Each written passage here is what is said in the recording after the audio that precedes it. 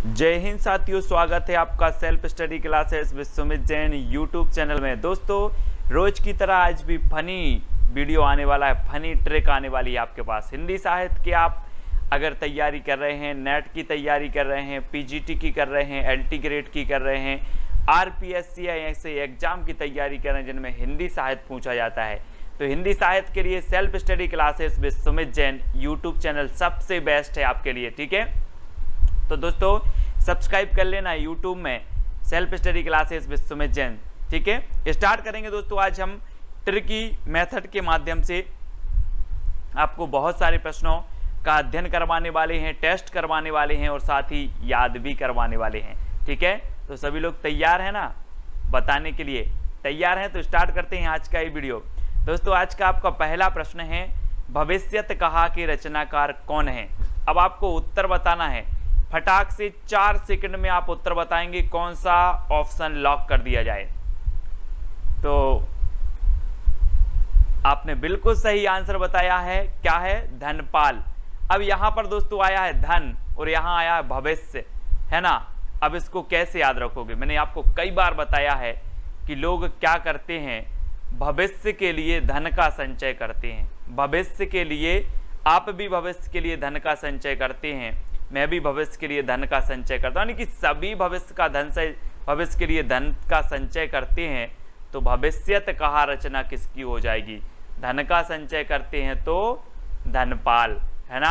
अब कभी नहीं भूलोगे आप, आपसे कभी भी पूछा जाएगा भविष्यत कहा किसकी रचना है, बोले मैं भविष्य के लिए धन का संचय करता है, यानी कि धनपाल। ठीक है, अब याद रख लेना, उक्ति व्यक्ति प्रकरण के रचनाकार कौन है? 4 विकल्प हैं, 4 सेकंड आपके पास हैं। तो आपका बिल्कुल सही आंसर क्या हो जाएगा दोस्तों? सही बताया है आपने बिल्कुल, दामोदर शर्मा, है ना। दामोदर शर्मा से आपका कैसे याद रखोगे दोस्तों? दामोदर से आपका बनेगा दमदार। क्या कहेंगे? दमदार। और दमदार लोगों के क्या चलते रहते हैं? प्रकरण चलते रहते हैं, विभिन्न प्रकार की उक्ति व्यक्ति करते रहते हैं, तो इनके प्रकरण चलते ही रहते हैं। किनके? दमदार व्यक्तियों के। तो उक्ति व्यक्ति प्रकरण, प्रकरण किसके चल रहे? बोले दमदार व्यक्ति के चल रहे हैं। तो दामोदर शर्मा यानी विकल्प नंबर जो 2 है वो आपका बिल्कुल सही हो जाएगा। ठीक है, भूलना नहीं है। पाहुड़ दोहा के रचनाकार कौन है दोस्तों? पाहुड़ दोहा। अब पाहुड़ से आपको नहीं लग रहा कि पहाड़ की बात हो रही है, और पहाड़ की बात हो रही है तो दोस्तों पहाड़ कहाँ पाए जाते हैं? वनों में, है ना। और वनवास किसे हुआ था? किसे हुआ था वनवास? राम जी को हुआ था, और ये पहाड़ों पर घूमते हुए जा रहे थे वन में। तो पाहुड़ दोहा के रचनाकार कौन होंगे? कौन होंगे? राम आएंगे तो राम सिंह, है ना। राम आएंगे, ये आ गए राम, तो राम सिंह पाहुड़ दोहा के रचनाकार हैं। अब आप कभी नहीं भूल सकते, बोले पाहुड़ दोहा जी, पहाड़ की बात कर रहे हैं तो पहाड़ पर तो राम जी गए थे, यानी कि राम सिंह। ठीक है, इस प्रकार से आएंगे। अगला बताना दोस्तों, श्रापकाचार्य के रचनाकार कौन है? श्रापकाचार्य। 4 सेकंड में आप अपने उत्तर का चयन करके कमेंट में लिख देंगे। और मैं आपको छोटी सी हिंट दे रहा हूं कि जब आप देव के पास जाते हैं, कोई भी देव के पास जाते हैं, भगवान के पास जाते हैं, तो आप क्या बन के जाते हो? श्रावक बन के जाते हो, सेवक बन के जाते हो कि भगवान मुझे भी सेवा का मौका दो। सेवक बन के जाते हो, श्रावक बन के जाते हो। तो श्रापकाचार रचना किसकी होगी? किसकी होगी? देवसेन की, क्योंकि देव के सामने हम श्रावक बन के जाते हैं, और देवसेन आपका बिल्कुल सही हो जाएगा। और दोस्तों मैं आपको बता दूं कि जो श्रापकाचार है ये हिंदी की प्रथम रचना मानी जाती है ना। 933 ईस्वी इसका रचना काल माना जाता है। ठीक है, सभी लोग याद रखेंगे। और देवसेन की हमने याद कर ली, श्रापकाचार, दामोदर शर्मा की उक्ति व्यक्ति प्रकरण, सरहपा की दोहा कोश। सरहपा की दोहा कोश तो अधिकांश लोगों को पता ही होगा, है ना। नहीं तो आप बोलो कि सर दोहा सुनाओ, सर से सरहपा और दोहा सुनाओ तो दोहा कोश, है ना। और राम सिंह की पाहुड़ दोहा, ये तो आपको याद है। नेक्स्ट है, वर्ण रत्नाकर के रचनाकार कौन है दोस्तों? मैंने आपको कई बार याद करवाया है कि वर्ण रत्नाकर, यानी कि आपको वर्ण की बात हुई है तो वर्ण जो होते ना, अपने अनार का, आम का आपने पढ़े होंगे, अपन हिंदी साहित्य वाले, है ना। तो वर्ण रत्नाकर यानी कि वर्ण, और वर्ण हमें कैसे पढ़ना है? ज्योति में पढ़ना है, ज्योति में, अंधेरे में नहीं पढ़ना वर्णों को, नहीं तो अनार को उल्लू का बोल दो। इसलिए वर्णों को ज्योति में पढ़ना है, तो वर्ण रत्नाकर के रचनाकार कौन होंगे? ज्योति में पढ़ना है तो ज्योतिरीश्वर ठाकुर। ठीक है, वर्ण रत्नाकर के, अब आप कभी नहीं बोलोगे, मैं बोलूंगा वर्ण रत्नाकर के रचनाकार कौन है, आप बोलोगे सर ज्योति में पढ़ना है, ज्योतिरीश्वर ठाकुर। यानी कि विकल्प नंबर जो आपका बी है वो बिल्कुल सही हो जाएगा। ठीक है, अगला बताना है दोस्तों, अपभ्रंश शब्द का सबसे पहले प्रयोग किसने किया। अपभ्रंश शब्द का बताना है दोस्तों। अब एक चीज बताना दोस्तों कि जो अपभ्रंश शब्द का प्रयोग करेगा उसको अपभ्रंश शब्द का पहले से पता होगा जब तो उसने प्रयोग किया। अब जिसको कोई चीज पता नहीं है वो कैसे प्रयोग करेगा, तो अपभ्रंश शब्द का पहले से पता था इसलिए प्रयोग किया। पता से आपका क्या बनेगा, पतंजलि। क्या बनेगा, पतंजलि। तो अपभ्रंश शब्द का पतंजलि को क्या था, पता था, तो इन्होंने क्या कर दिया, अपभ्रंश शब्द का सबसे पहले प्रयोग किया इन्होंने। यानी कि आपका जो आ नंबर है वो बिल्कुल सही हो जाएगा। ठीक है, ऐसे याद रखेंगे। अगला बताना दोस्तों, अपभ्रंश को आभीरों की भाषा किसने कहा है। अपभ्रंश को आभीरों की भाषा किसने कहा है, आपको बताना है। 4 सेकंड में आपको बताएंगे। अब दोस्तों एक बार अपभ्रंश ने सोचा कि यार मुझे कोई भी कुछ भी बोलता रहता है, आभीरों की भाषा, कहीं ये भाषा, कहीं बिगड़ी हुई भाषा। अब जो बोलेगा तो क्या मिलेगा, दंड मिलेगा। अगर कोई आभीरों की भाषा मुझे बोलेगा तो क्या मिलेगा, दंड। तो आभीरों की भाषा कौन बोलेगा, दंड से दंडी, है ना। कहा कि आभीरों की भाषा अगर बोला तो क्या मिलेगा, दंड। तो आभीरों की भाषा किसने बोला, दंडी ने। ठीक है, अपभ्रंश को दंडी, है ना, याद रख लेना। आ नंबर आपका बिल्कुल सही होगा। किस विद्वान ने अपभ्रंश को देश भाषा माना। देश भाषा किसने माना, 4 विकल्प में से चयन करना है दोस्तों। और मैं आपको बता देता हूं कि जो देश का बेटा होगा, देश का सन होगा, उसे ही देश का माना जाएगा कि नहीं माना जाएगा, कि जो विदेश का आ रहा उसे देश का मान लिया जाए। जो देश में पैदा हुआ होगा, जो देश का सन होगा, जो देश का बेटा होगा, उसे ही देश का कहेंगे। तो अपभ्रंश को देश भाषा जो कहा है, इन्होंने सोचा कि यार ये तो हमारे ही सन है ना, यहीं उत्पन्न हुआ है। तो सन मतलब ग्रियर्सन, है ना, ग्रियर्सन। इन्होंने देश भाषा कहा है कि अपभ्रंश की जन्म यहीं हुआ है। कहाँ हुआ है, यहीं हुआ है, इसलिए क्या है, देश भाषा है। ये यहीं की क्या है, सन है, सन। ठीक है, तो ग्रियर्सन, ग्रियर्सन साहब के बारे में आपको पता है कि इनका एक ग्रंथ है modern vernacular literature of Hindustan. ठीक है, और ये एशियाटिक सोसाइटी ऑफ बंगाल के निर्देशन में प्रकाशित हुआ था, है ना, मॉडर्न वर्नाकुलर लिटरेचर। और दोस्तों एक प्रश्न और पूछा जाता है कि जो ग्रियर्सन साहब हैं, सर्वप्रथम जो काल विभाजन का प्रयास किया, किसने किया, तो ग्रियर्सन साहब ने किया है सर्वप्रथम। ठीक है, तो याद रख लेना सभी लोग ग्रियर्सन के बारे में। और अपभ्रंश को सबसे पहले देश भाषा कहने वाले हैं तो वो कौन है, ग्रियर्सन साहब। ठीक है, अगला बताना दोस्तों, अवधि का एक अन्य नाम क्या है, अवधि। तो दोस्तों आप लोग विभिन्न प्रकार के कार्य करते हो और उनमें आपको अवधि मिलती है। क्या मिलती है, अवधि। और घर वाले आपसे बोलते हैं कौन सी अवधि मिली, कौन सी अवधि मिली, या अवधि कौन सी ली, अवधि कौन सी ली। तो अवधि का अन्य नाम क्या होगा, कौन सी ली मतलब कौशली। अवधि कौन सी ली, बोले कौशली। ठीक है, तो अवधि का जो अन्य नाम होगा वो क्या होगा, कौशली। अब याद रख लेना, अवधि कौन सी ली, है ना, इस प्रकार से। तो कौशली आपको याद रखना है। ठीक है, अगला आपको बताना दोस्तों, अवधि ग्रंथ अवध विलास किसकी रचना है। अवध विलास, आप लोगों ने वो एक गीत सुना होगा दोस्तों, एक गीत है बुंदेलखंड का कि बना की अवधपुरी ससुराल बारात को जहरे। एक आपने गीत सुना होगा। अवध से क्या हो जाएगा, अवध का लाल, अवध का लाल। तो अवधि ग्रंथ है अवध विलास, और अवध विलास के जो रचनाकार होंगे वो कौन होंगे, लाल दास, क्योंकि अवध का लाल, है ना। तो याद रखना, अवधि ग्रंथ है अवध विलास और अवध विलास के रचनाकार हैं लाल दास। सभी को याद रखें, कभी भूलना नहीं। अगर भूल गए तो एक बार वीडियो फिर से देख लेना। राम काव्य परंपरा की सर्वप्रमुख भाषा है तो कौन सी है। दोस्तों आपको पता है कि राम को भी क्या मिली थी, अवधि मिली थी। बोले आप 14 वर्ष के वनवास को जाओगे, है ना, और इनको अवधि मिल गई 14 वर्ष की। तो अवधि मिली तो राम काव्य परंपरा की जो सर्वप्रमुख भाषा होगी वो कौन सी होगी, कौन सी होगी, अवधि। ठीक है, याद रख लेना, राम काव्य परंपरा की सबसे जो प्रमुख भाषा है वो कौन सी है, अवधि है। और आपको पता है कि राम काव्य धारा के जो श्रेष्ठ कवि हैं वो कौन है, तुलसीदास जी। ठीक है, और तुलसीदास ने दोस्तों सबसे पहले अवधी भाषा का प्रयोग किया। और आपकी जो रामचरितमानस है महाकाव्य है, ठीक है, श्रेष्ठ महाकाव्य है रामचरितमानस। और दुनिया में अगर सर्वाधिक जो टीकाएं लिखी गई तो वो रामचरितमानस की लिखी गई। और रामचरितमानस की जो भाषा है वो अवधी भाषा है। ठीक है, ये चीज भी याद रखनी है। और बाद में तुलसीदास ने ब्रज भाषा का भी प्रयोग किया है, विनय पत्रिका, कृष्ण गीतावली, है ना, इन रचनाओं में क्या किया है, ब्रज भाषा का प्रयोग किया है। लेकिन राप काव्य परंपरा की जो प्रमुख भाषा है वो अवधी ही है, जिनका जो जीता जागता उदाहरण रामचरितमानस है। ठीक है, ब्रज भाषा का उदय माना जाता है तो कब से माना जाता है दोस्तों? अब आप लोग कहते हैं कि हमें ब्रज जाना है, कन्हैया की जन्मभूमि जाना है, कन्हैया जी के दर्शन करने जानी है, इस प्रकार से बोलते ना, है ना। तो ब्रज अगर जाना है आपको तो अब भूल जाना कि 2-5 रुपए में पहुंच जाओगे, अब सीधे 1000 लगेंगे आपको। कितने लगेंगे?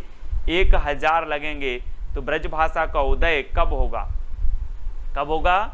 1000 ईस्वी, 1000 ईस्वी के आसपास ब्रज भाषा का उदय माना जाता है। यानी कि आपका जो विकल्प नंबर 1 है वो बिल्कुल सही हो जाएगा, 1 नंबर। ठीक है, अगला प्रश्न देखते हैं दोस्तों, पश्चिमी हिंदी का विकास अपभ्रंश के किस रूप से हुआ है? ये दोस्तों हम आपको आज पूरी अच्छे से बता रहे हैं, है ना।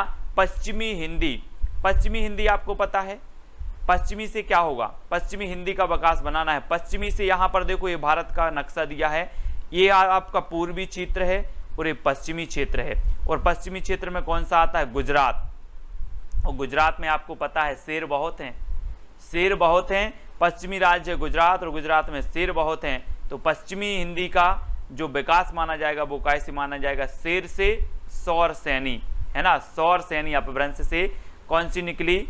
पश्चिमी हिंदी। ठीक है, याद रख लेना है ना, सौर सैनी अपभ्रंश से पश्चिमी हिंदी आई। और मागधी से कौन सी आई? मागधी, मागधी से आई दोस्तों आपकी कौन सी? बिहारी का बंगला ओड़ा असमिया में। इसका एक कोड है वो आपको याद रखना है, बिहारी का बंगला ओड़ा असमिया में, बंगला ओड़ा असमिया। ठीक है, ये याद है आपको और होगा। तो बिहारी से बिहारी हिंदी, ठीक है, और बंगला ओड़ा से उड़िया और असमिया, है ना। ये जो है ये कैसे आई? मागधी से आई, है ना। तो याद रख लेना है, मगध में बिहारी का बंगला ओड़ा असमिया, मगध से बन जाएगा आपका मागधी, है ना। और बिहारी हिंदी, बंगला, उड़िया और असमिया ये सभी कौन से निकली हैं? मागधी से, है ना। और पश्चिमी हिंदी से सौर सैनी से पश्चिमी हिंदी। ठीक है, याद रख लेना। अर्धमागधी से कौन सी निकली? पूर्वी हिंदी, अर्धमागधी से पूर्वी हिंदी। ठीक है, ब्राचड़ से कौन सी निकली? सिंधी निकली, सिंधी। तो ये तो हो गई आपकी इनसे निकलने वाली भाषाएं। फिर दोस्तों आपको पश्चिमी हिंदी से भी पढ़ना है। पश्चिमी हिंदी से जो निकली आपकी निकली कौन कौन सी? पश्चिमी हिंदी की बात करें तो आपकी निकली दोस्तों गुजराती। कौन सी निकली? गुजराती, राजस्थानी, है ना, सॉरी, राजस्थानी, गुजराती और पश्चिमी हिंदी। ठीक है, ये निकली आपकी काय से? सौर सैनी से। तो आपको याद रख लेना है, सौर सैनी से पश्चिमी हिंदी, गुजराती और राजस्थानी। ठीक है, और पश्चिमी हिंदी से जो निकलने वाली थी उनका भी मैंने आपको कोड बनाया था, कानों के खड़ी बुंदेली ब्रजभान हरि के पास। कानों से आपकी कन्नौजी, खड़ी से खड़ी बोली, है ना, बुंदेली से बुंदेली, ब्रज से ब्रज, हरि से हरियाणवी, है ना। और इस प्रकार से आपको याद रख लेना, ये पश्चिमी हिंदी की भाषाएं हैं, है ना। गुजराती और राजस्थानी आपकी ये अलग हैं। राजस्थान की भी है आपकी मेवाती है ना, जयपुरी, इस प्रकार से आपको राजस्थानी की भी हैं। फिर आपकी पूर्वी हिंदी आती है दोस्तों। तो पूर्वी हिंदी की आपकी कौन कौन सी हैं? मैंने कोड बनाया था, अब छत्तीसगढ़ी, आ से अवधी, बा से बघेली और छत्तीसगढ़ी से छत्तीसगढ़ी, है ना। तो अब छत्तीसगढ़ी ये पूर्वी हिंदी की हैं। पश्चिमी हिंदी की कानों के खड़ी बुंदेली ब्रजभान हरि के पास। ठीक है, तो इसका कोड हो जाएगा। और मगध में बिहारी का बंगला ओड़ा असमिया में, ये मागधी का हो जाएगा। वो ब्राचड़ से सिंधी निकली है। ठीक है, इसको हम आपको जब व्यवस्थित पढ़ाएंगे एक बार, हिंदी की कौन से क्या निकली है, कौन सी कब से, क्योंकि एक दो प्रश्न यहां से आपके बन जाते हैं तो आपको याद हो जाएगा। ठीक है, अब आपको बताना राधा माधव विलास की रचनाकार कौन है, राधा माधव विलास की रचनाकार। अब दोस्तों आपको नहीं लग रहा कि राधा और माधव को क्या बोलते हैं, श्री कृष्ण, तो राधा कृष्ण बोल दो सीधे सीधे। तो राधा माधव इनकी हम क्या करते हैं, जय करते हैं, जय राधा माधव की जय। तो राधा माधव विलास किसकी रचनाकार कौन होंगे, जय की है तो जयराम, जय की है तो जयराम, राधा माधव विलास की रचनाकार जयराम, यानी सी नंबर आपका बिल्कुल सही हो जाएगा यहाँ पर। अगला क्वेश्चन है दोस्तों, स्नेह लीला की रचनाकार कौन है। अब स्नेह लीला की बात आई है तो आपको पता है कि सृष्टि की रचयिता कौन है, विष्णु, सृष्टि की रचयिता विष्णु, और विष्णु जी अपनी जो सृष्टि है, सृष्टि के एक एक जीव से स्नेह करते हैं, सभी से स्नेह करते हैं, कौन, विष्णु जी। तो स्नेह लीला की रचनाकार कौन होंगे, विष्णुदास। ठीक है, स्नेह लीला की रचनाकार विष्णुदास, यानी कि आ नंबर आपका बिल्कुल सही हो जाएगा। अगला बताना दोस्तों, रानी केतकी की कहानी की रचनाकार कौन है। बहुत ही बढ़िया है, उदयभान चरित इसे कहा जाता है। ठीक है, इसका दूसरा नाम है उदयभान चरित, रानी केतकी की कहानी, है ना। और दोस्तों आपको पता है कि रानी केतकी की कहानी इंसान ने ही नहीं अल्लाह ने भी सुनी। रानी केतकी की कहानी इंसान ने ही नहीं अल्लाह ने भी सुनी। तो इसके रचनाकार कौन होंगे, इंसा अल्लाह खां, है ना, इंसा अल्लाह खां, याद रख लेना। रानी केतकी की कहानी इंसान ने ही नहीं अल्लाह ने भी सुनी, तो इंसा अल्लाह खां। हिंदी साहित्य का दूसरा इतिहास की रचनाकार कौन है, दूसरा इतिहास की रचनाकार बताना है दोस्तों, और 4 सेकंड में आप अपना उत्तर का चयन करेंगे। और मैं आपको बता देता हूं दोस्तों कि जो साहित्यकार हैं वो कहते हैं कि भगवान एक ही साहित्य लिखने में तो पसीना आ गया, आप दूसरे साहित्य की बात कर रहे हो। बच्चों का काम थोड़ी है, बच्चों का काम थोड़ी है दूसरा साहित्य लिखना। तो हिंदी साहित्य का दूसरा इतिहास कौन लिखेंगे, उत्तर आपको ही बताना है, कौन लिखेंगे, डॉक्टर बच्चन सिंह, याद रख लेना है ना। साहित्यकारों ने कहा कि एक इतिहास लिखने में पसीना आ गया, दूसरा इतिहास की बात कर रहे हो, बच्चों का काम है क्या, तो डॉक्टर बच्चन से दूसरा इतिहास। ठीक है, अब याद हो गया होगा दोस्तों। एक और पूछा जाता है हिंदी साहित्य का आधा इतिहास, तो आधा इतिहास ये सुमन राजे का है, किसका है, सुमन राजे का। और आपने देखा होगा दोस्तों कि जो सुमन मतलब होता है क्या, फूल, और फूल किसी को आधा नहीं दिया जाता, नहीं तो कहा कि फूल लिया है आधा इसको दे दो और आधा उसको दे दो, ऐसा होता कहीं नहीं होता। तो सुमन राजे का क्या है, हिंदी साहित्य का आधा इतिहास, और आधा नहीं दिया जाता कभी, सुमन, है ना, फूल, तो याद रख लेना। हजारी प्रसाद द्विवेदी की बात करें तो हिंदी साहित्य का आदिकाल भी है, हिंदी साहित्य की, है ना, भूमिका भी है, हिंदी साहित्य की भूमिका याद रखेंगे सभी लोग। हिंदी साहित्य का उद्भव एवं विकास है हजारी प्रसाद द्विवेदी का, है ना। रामचंद्र शुक्ल जी का तो है ही हिंदी साहित्य का इतिहास। तो ये सारे इतिहास ग्रंथ हैं। नेक्स्ट आपसे पूछा जाता है कीर्ति लता की रचनाकार कौन है, और दोस्तों 4 सेकंड में आप अपना उत्तर तो चयन करेंगे। और मैं आपको बता दूं कि कीर्ति कब फैलती है, कोई व्यक्ति मूर्ख है और कोई विद्यावान है, तो किसकी कीर्ति फैलेगी, विद्यावान की फैलेगी ना, जिसमें विद्या है उसी की कीर्ति फैलेगी। तो कीर्ति लता के रचनाकार कौन होंगे, विद्यापति, है ना। और दोस्तों इस कीर्ति में इन्होंने क्या किया था, राजा कीर्ति सिंह की यशोगाथा का वर्णन किया था, है ना। और विद्यापति की ये 3 रचनाएं प्रमुख मानी जाती हैं दोस्तों। इनकी एक रचना है पदावली, पदावली जो है इनकी मैथिली में रचना है। ये पूछी जाती है विद्यापति की कौन सी रचना मैथिली में है, तो इनकी जो पदावली है ये मैथिली में है। और इनकी कीर्ति लता और कीर्ति पताका ये 2 रचनाएं अबहट्ट में हैं। ठीक है, कीर्ति लता और कीर्ति पताका अबहट्ट भाषा में है, तो इनको आपको याद रखना है। और चंद्रबरदाई के बारे में तो पता है आपको कि ये हिंदी के प्रथम महाकवि हैं, है ना, याद रख लेना है। और राउल बेल एक रचना है चंपू काव्य, उसकी रचनाकार रोड़ा कवि हैं, है ना। ढोला मारूरा दुहा जिसकी रचनाकार कुशल लाभ हैं, है ना। और इनकी रचना हमें पढ़ना है पद लता पताका, पद लता पताका, पदावली, कीर्ति लता, कीर्ति पताका। ठीक है, इस प्रकार से। अगला बताना है दोस्तों अभिमान मेरु किसे कहा जाता है।